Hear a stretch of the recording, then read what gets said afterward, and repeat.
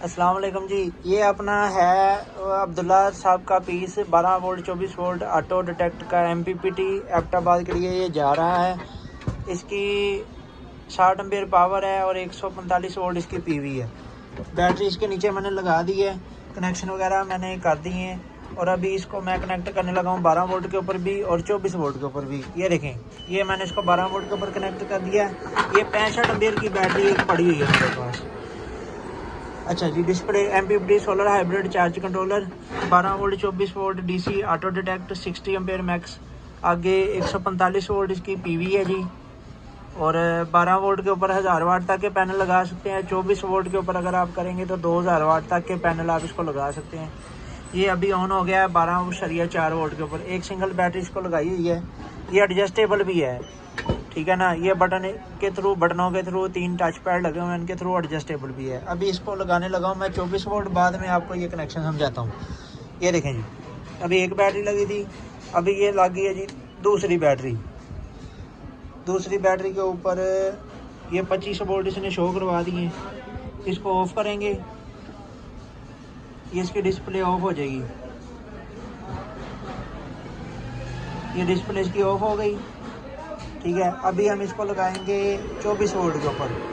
लाइटें चल पड़ी हैं सारी, इसकी फ़ैन चल रहा है, बैक साइड के ऊपर पंखा एक लगा हुआ है। MPPT solar hybrid charge controller 12 volt 24 volt DC auto detect 60 ampere max.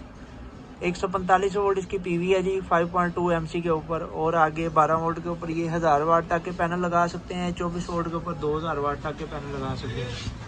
और ये अभी इसका सिस्टम ऑन हो जाएगा 25 वोल्ट के ऊपर, ठीक है। एडजस्टेबल है, बटनों के थ्रू आप इसकी बापडा भी एडजस्ट कर सकते हैं, सारा कुछ इसकी एडजस्ट कर सकते हैं। हर चीज़ इसकी रेडी है, इसकी सेटिंग हमने की हुई है। कनेक्शन करने का तरीका समझें। इधर आपने बैटरी लगानी है, ये देखें, ये हिदायत पढ़ें। सबसे पहले आपने बैटरी कनेक्ट करनी है, उसके बाद आपने सोलर को कनेक्ट करना है।